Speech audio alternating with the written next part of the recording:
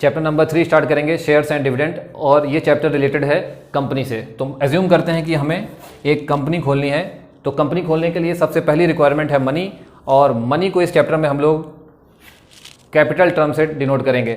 और एक कंपनी को खोलने के लिए अगर हम मान लेते हैं कि हमें 10 करोड़ रुपीस चाहिए, तो ये हमारा कैपिटल हो गया जो हमें रिक्वायर्ड है इस कंपनी को खोलने के लिए। और उसके बाद हमें इस कंपनी को एक नाम देना पड़ेगा। तो हम मानते हैं इस कंपनी का नाम है हर्षित ग्रुप्स ऑफ इंडस्ट्रीज़। ये इसका नाम हो गया, जैसे रिलायंस ग्रुप ऑफ इंडस्ट्रीज़ है।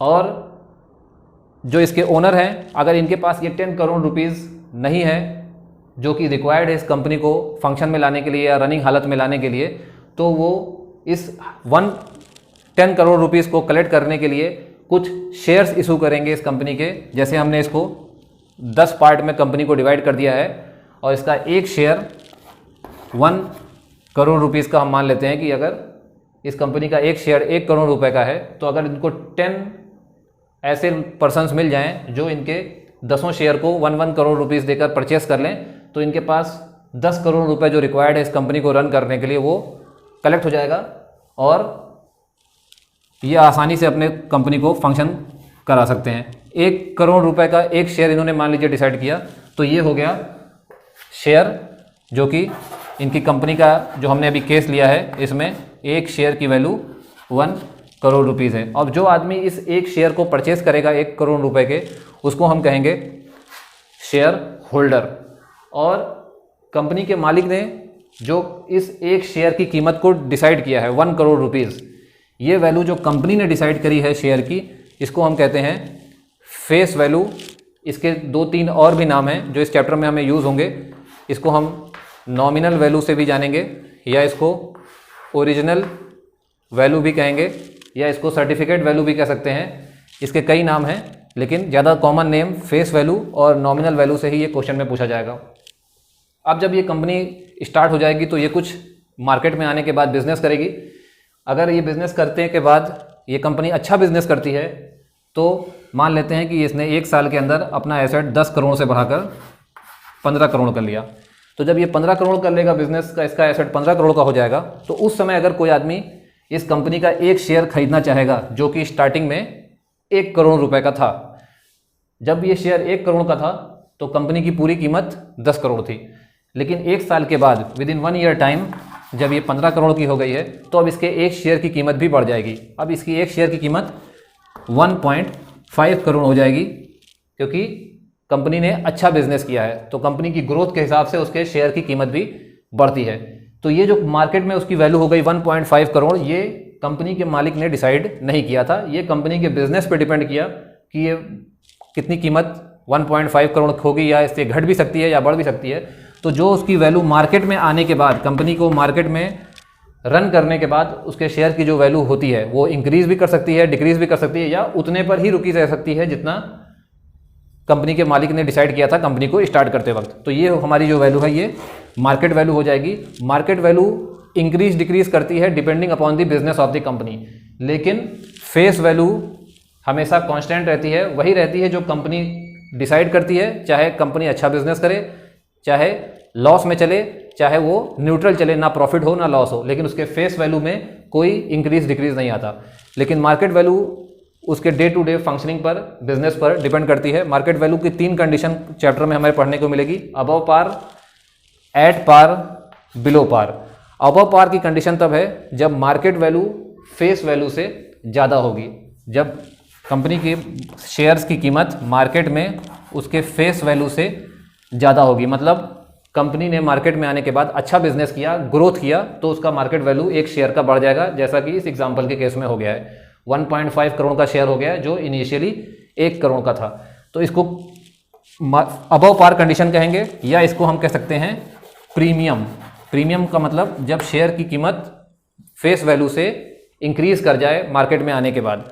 दूसरी कंडीशन है एट पार। एट पार में मार्केट वैल्यू और फेस वैल्यू दोनों बराबर रहेगी।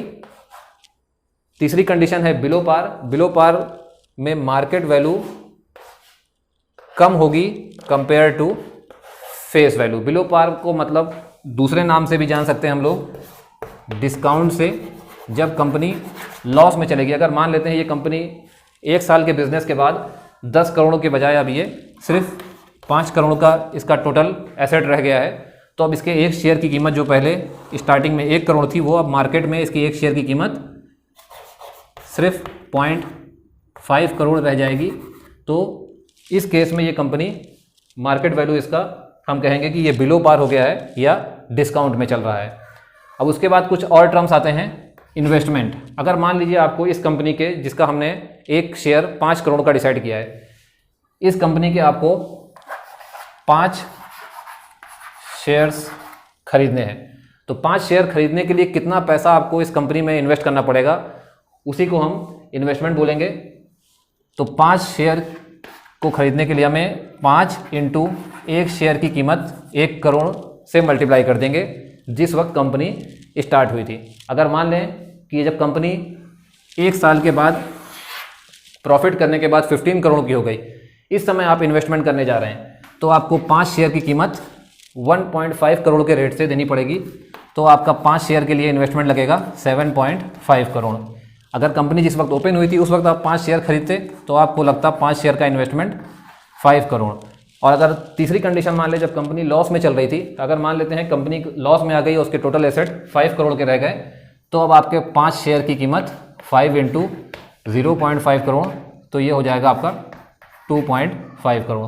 तो 5 शेयर आपको 2.5 करोड़ में भी मिल सकते हैं, 5 करोड़ में भी मिल सकते हैं और 7.5 करोड़ में भी मिल सकते हैं, depending upon the business of the company. तो इन्वेस्टमेंट डिपेंड करता है शेयर की मार्केट वैल्यू पे, ना कि उसके फेस वैल्यू पे। मार्केट वैल्यू इंक्रीज भी कर सकती है, डिक्रीज भी कर सकती है, या फेस वैल्यू के बराबर भी रह सकती है। इन तीनों में से कोई भी कंडीशन हो सकती है। तो अगर क्वेश्चन में हमें इन्वेस्टमेंट निकालने के लिए कहा जाएगा तो हम नंबर ऑफ शेयर्स को देखेंगे, हमें कितने शेयर परचेज करने हैं और उस शेयर की मार्केट में क्या वैल्यू है वो देखेंगे।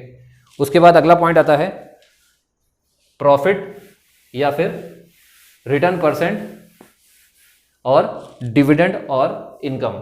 तो डिविडेंड वो प्रॉफिट है या वो इनकम है आपकी जो कंपनी आपको प्रोवाइड करती है। अगर मान लेते हैं कि आपने कंपनी खुलते वक्त ही इसमें 1 शेयर परचेस कर लिया था, तो 1 शेयर अगर आपने परचेस किया तो आप इस कंपनी के 10% के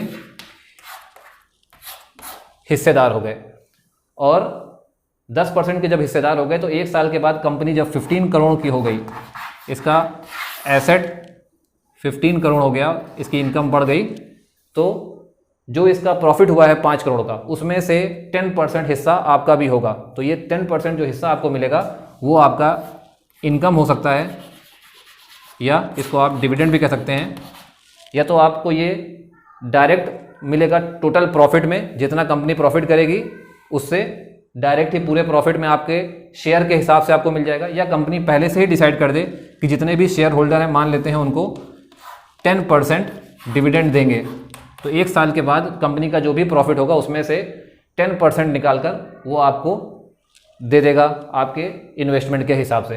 तो डिविडेंड जो है वो कंपनी पे करती है शेयर होल्डर को, कंपनी पे करती है डिविडेंड शेयर होल्डर को अपने खुद के प्रॉफिट से। कंपनी अपने प्रॉफिट से शेयर होल्डर को जो पैसा देती है उसको हम डिविडेंड या इनकम कहते हैं। और ये डिविडेंड या इनकम क्योंकि कंपनी दे रही है तो कंपनी मार्केट वैल्यू से नहीं देती, कंपनी जो देती है इनकम या डिविडेंड वो कंपनी अपने सेट किए हुए रेट पर देती है, फेस वैल्यू पर देती है। तो डिविडेंड हमेशा कैलकुलेट किया जाएगा फेस वैल्यू पे।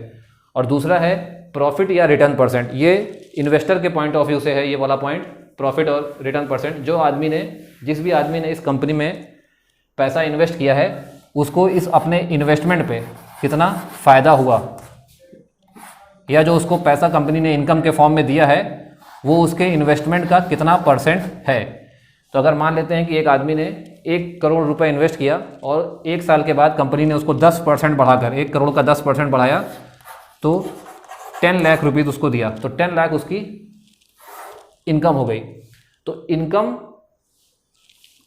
10 लाख हो गई अपॉन 10 लाख इनकम कमाने के लिए उसने कितना रुपए खर्च किए थे, 1 करोड़ रुपए उसने खर्च किए थे, अपॉन इन्वेस्टमेंट इंटू 100 कर देंगे तो हमको प्रॉफिट परसेंट या रिटर्न परसेंट मिल जाएगा। अब ये जो इन्वेस्टमेंट है 1 करोड़, ये डिपेंड करता है किस चीज़ पे, मार्केट वैल्यू पे, कि जब आप शेयर खरीद रहे थे तो उस वक्त शेयर की कीमत मार्केट में क्या थी। अगर कंपनी स्टार्ट होते वक्त आपने खरीदा तो मार्केट में उस वक्त वो 1 करोड़ का था। अगर वो प्रॉफिट होने के बाद खरीदा जब शेयर की कीमत 1.5 करोड़ हो चुकी थी तो आपका ये इन्वेस्टमेंट चेंज हो जाएगा 1.5 करोड़।